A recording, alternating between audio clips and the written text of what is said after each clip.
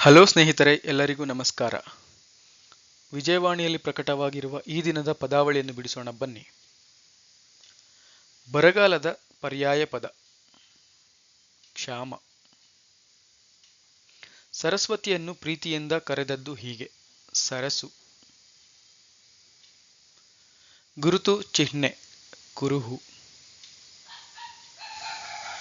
ಜೀವನದುದ್ದಕ್ಕೂ ಜೊತೆಯಲ್ಲಿರುವಾಕೆ ಬಾಳ ಸಂಗಾತಿ. ಆಯುರ್ವೇದದಲ್ಲಿ ಬಳಸುವ ಉದ್ದನೆಯ ಮೆಣಸು ಹಿಪ್ಪಲಿ. ಬರವಣಿಗೆಯ ಸಂಕೇತ ಲಿಪಿ.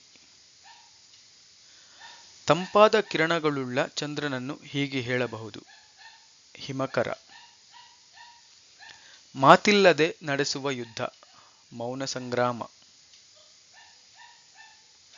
ಚಾಣಕ್ಯನ ಮತ್ತೊಂದು ಹೆಸರು ಕೌಟಿಲ್ಯ. ಮಹಾವಿಷ್ಣುವಿನ ಗದೆಯ ಹೆಸರು ಕೌಮೋದಕಿ. ತುಂಟರು ಮಾಡುವ ಚೇಷ್ಟೆ ಕಿತಾಪತಿ. ಹಿರಿಯ ನಟಿಯೋರ್ವರ ಹೆಸರು ಆರತಿ.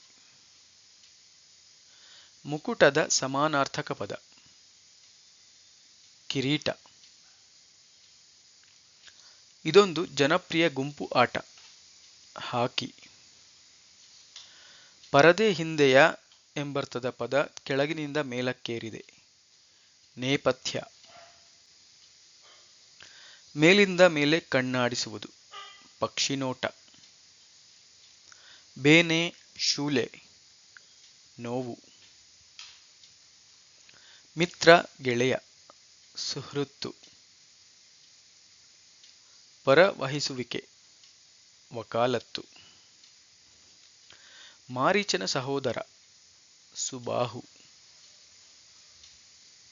ಸತ್ಕಾರ ಉಪಚಾರ ಆತಿಥ್ಯ. ಹೂವು ಪುಷ್ಪ ಸುಮ.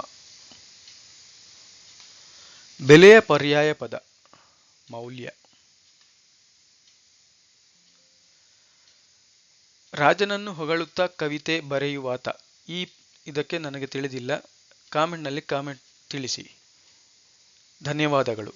ಈ ವಿಡಿಯೋ ಇಷ್ಟವಾಗಿದ್ದಲ್ಲಿ ಲೈಕ್ ಮಾಡಿ, ಶೇರ್ ಮಾಡಿ, ಚಾನೆಲ್ಗೆ ಸಬ್ಸ್ಕ್ರೈಬ್ ಮಾಡಿಕೊಳ್ಳಿ. ಧನ್ಯವಾದಗಳು.